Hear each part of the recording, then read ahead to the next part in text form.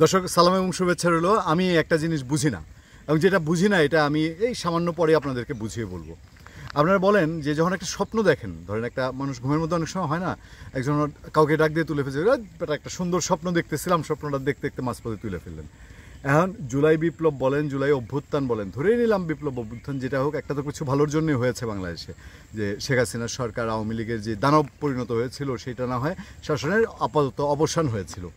কিন্তু এরপরে এই যে তখনকার সমন্বয়ক বলি বা একটা ইউনিটি নিয়ে মানুষ একটা স্বপ্ন দেখা শুরু করেছিল, তো ওই স্বপ্নটাকে ওই যে আধা ঘুম কাঁচা ঘুমে ভেঙে গেল কিনা দেখেন। এই যে বৈষম্য বিরোধী ছাত্র আন্দোলন, তারা না করলো এখনও দল না, তারা কোনো একটা রেজিস্টার্ড কোনো ফর্মে একটা প্ল্যাটফর্ম একটা আন্দোলনের মধ্যে দিয়ে গঠন হয়েছে, এবং এই প্ল্যাটফর্মের লক্ষ্য উদ্দেশ্য বেসিক্যালি কি, এটা শুরু থেকেই মানে লক্ষ্য উদ্দেশ্য লেজের মতো বাড়ছে। আমাদের এখানে গ্রামেগঞ্জে এই যে হাওড় এলাকায় একটা যোগ আছে, এটা হাজারি যোগ বলে, এটা একটা থাকে, এটা চট করে পড়লে কীভাবে যেন ছড়িয়ে যায় হাজারটা শরীরের মধ্যে। এরকম ওনারা জুলাই বিপ্লবের পর থেকে ওনাদের স্বপ্নের সংখ্যা এই হাজারো জোকের মতন, হাজারি জোকের মতো বাড়তেছে। ঘুম থেকে উঠেই বলে আজকে এইটা সংস্কার, কালকে ওইটা সংস্কার, এই মানি তো ওই মানি না, মানি না, এরকম একটা পরিস্থিতি। এখন খুব জোর দিয়ে তারা ঐক্যের কথা বলে, জাতীয় ঐক্য হইতে হবে, এই সেই হাবি যাবে এইসব বলে শুধু ফেসিবাদ স্বপ্ন দেখে। ফেসিবাদ গেছে 6 মাস আগে।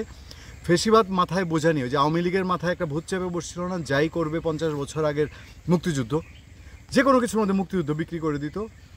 এই জুলাই বিপ্লবে যারা ছিলেন তারা সামনে যা আছেন সেটা দেখার চেয়ে ওই জুলাই মাসের মধ্যেই তারা আটকে থাকতে চান। আটকে থাকতে গিয়ে কী করছেন, ওই যে বলছিলাম দল গঠন করে নাই, কিছুই না।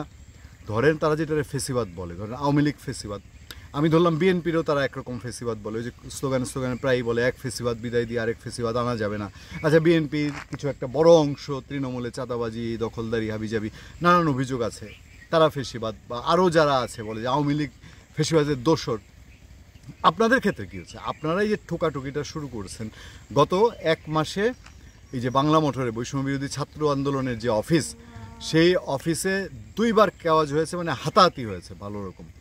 তার আগে আপনার এর মধ্যে তো উত্তেজনা আছেই, একে অন্যকে দোষারোপ, গ্রুপিং, লপিং। আচ্ছা, ছাত্রলীগ, আওয়ামী লীগ, বিএনপি, ছাত্রদল, তারা না হয় ওই লাখ লাখ কোটি কোটি টাকার হিস্সা ওইখানে গিয়ে ভাগ বাটোয়ারা টানাটানি পড়ে, আপনারা তো ওগুলো করেন না। জাতি তো এরকমই বিশ্বাস করে যে করতে চায়। তা আপনাদের মধ্যে এই ঠোকাঠুকি ভাগাভাগিটা কী নিয়ে, মানে কেন এই একটার পর একটা? চট্টগ্রামে রাফির উপর আক্রমণ হলো সমন্বয়ক। আচ্ছা, ঢাকায় লাইগা 2 গ্রুপে একদম বৈষম্যবিরোধী যারা এর আগে জুলাইয়ে ভালো অবদান রেখেছে, তারাই এখন বলতেছে, এখন যারা সমন্বয়ক এরা আওয়ামী ফেসিবাদের বেশি ছাত্রলীগের চেয়ে বড় হইতে চাচ্ছে, তারা আগের মতো করে এই সব দখলদারিত্ব করতে চাচ্ছে, তারা নাকি ডিরেল্ড বিপদগামী, ঘরের ভেতরেই বলছে। তো সামনের দিনে ঐক্যের স্বপ্ন কেমনে? আপনি বিএনপির ঐক্যের কথা বলবেন, জামাতকে বলবেন, জাতিকে ঐক্যবদ্ধ হওয়ার কথা বলবেন, তো নিজেরা ঠোকাঠুকি ঠোসাঠুসি একটা দুইটা মতো না, আবার বিচ্ছিন্ন হবে আপনাদের লোকজনের উপরে। এখন অ্যাটাকিং হচ্ছে, ধরলাম রাফিরটা টাঙ্গাইলে এক সমন্বয়ের উপরে হয়েছে। তো এগুলো হবে যখন নিজেরাই, আপনার নিজের ঘর যদি ঠিকঠাক একটা কথা বলে না নাই, আর আপনার ঘর তো শুনি গর্জিয়াস, প্রশ্ন ওঠা শুরু করেছে বাংলা মোটরে যে এত বড় অফিস, এটার মেনটেন্যান্স এবং এটার ভাড়াটারা কোত্থেকে হয়? যাই হোক, ঐক্যের কথা বললে নিজের ঐক্যের প্রতিষ্ঠাটা আগে করতে হয়। ধন্যবাদ সবাইকে, ভালো থাকবেন, সুস্থ থাকবেন। আপনাদের সাথে আমি আতিক রহমান পূর্ণিয়া।